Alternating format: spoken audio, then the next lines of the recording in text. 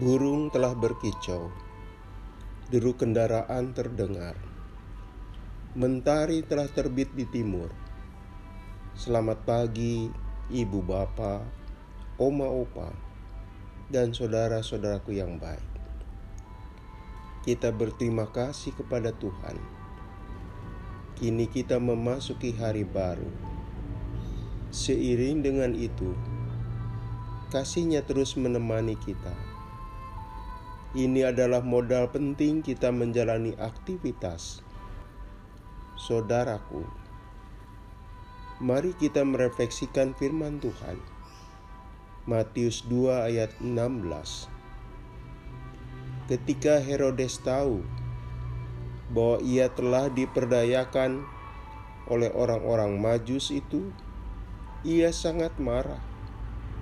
Lalu ia menyuruh membunuh semua anak di Bethlehem dan sekitarnya, yaitu anak-anak yang berumur 2 tahun ke bawah, sesuai dengan waktu yang dapat diketahuinya dari orang-orang Majus itu. Saudaraku, bayi Yesus lahir di sebuah zaman dan berlokasi di tempat tertentu. Oleh karena itu, dia lahir di negeri yang ada penguasanya, sedangkan penguasanya adalah seorang raja bernama Herodes. Lengkapnya, Herodes Agung atau Herodes pertama. Sang penguasa ini, yakni Herodes, terkenal orang pintar. Waktu ia berkuasa, dia menemukan sistem pengairan untuk mensuplai kebutuhan air rakyatnya. Pada zaman itu, jelaslah merupakan penemuan luar biasa. Ia berkuasa mewakili pemerintah Romawi pada waktu itu, atau biasa disebut Raja Boneka. Artinya, dia cuma menjalankan apa maunya kekaisaran Romawi. Sayangnya, di balik otak encernya, Herodes dikenal biadab. Bila ia curiga bahwa istri dan anaknya akan merebut tahtanya, ia bisa tega membunuh istri dan anaknya sendiri.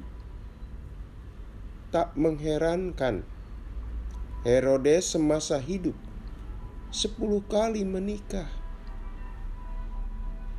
Jelaslah, bagi Herodes kepentingan utamanya mempertahankan kekuasaan.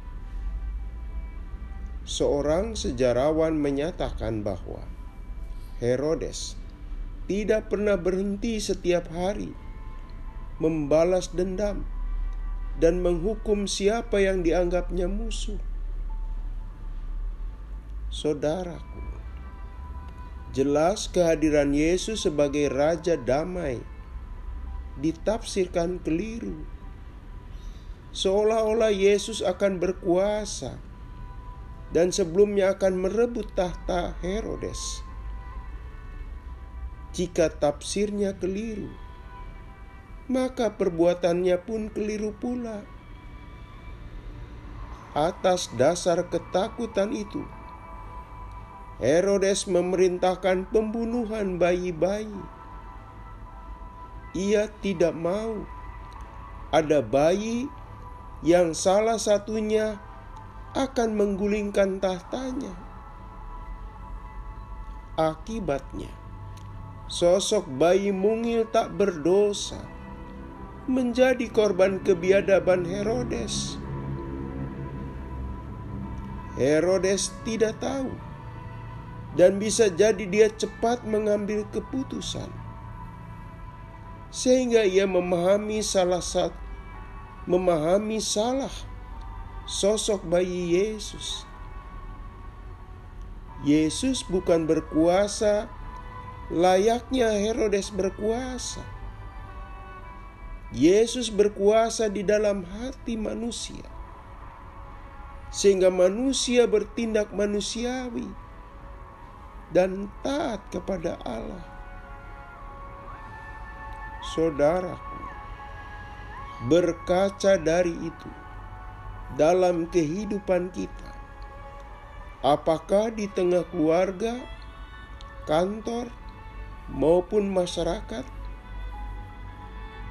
kita tidak cukup puas menjadi orang pintar, tetapi yang lebih penting, orang yang berperi kemanusiaan.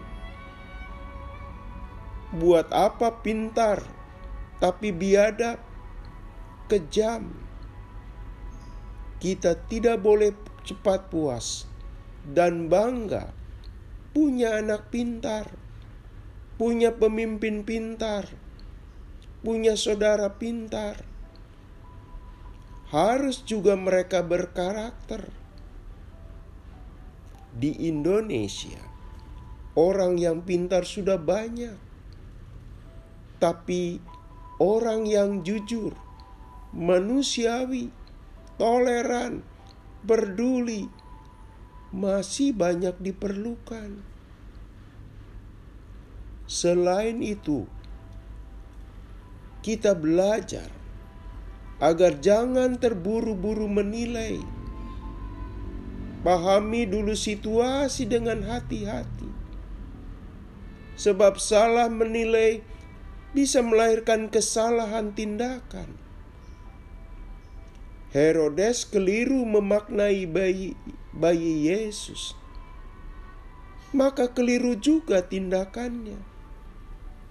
Bahkan kekeliruan fatal. Betapa pedih orang tua yang bayi-bayinya jadi korban. Mereka tanpa melakukan kesalahan apa-apa menanggung kehilangan buah hati yang dikasihi. Saudaraku, kiranya kita terus belajar berhikmat dalam kehidupan. Dan peristiwa bayi yang dibunuhi Herodes melatih batin dan iman kita, agar kita hati-hati menilai sesuatu dan hati-hati bertindak, menghindari keputusan tergesa-gesa yang disebabkan emosi. Kita tidak sembrono, agar di kemudian hari kita tidak menyesal. Kita tahu tindakan sekecil apapun mesti dipertanggungjawabkan di hadapan Allah. Apalagi keliru bertindak yang merugikan pihak lain dan nyawa manusia. Mari kita berdoa. Tuhan, menjelang Natal ini, hadirkan dalam keluarga kami, gereja kami, dan masyarakat kami sosok yang bijak. Bijak berkata, bijak memahami, dan bijak bertindak. Dalam nama Tuhan Yesus kami berdoa. Amin. Selamat pagi saudaraku. Selamat memasuki pagi yang baru. Masih bersama Pendeta Emeritus Supriyatno. Tuhan memberkati.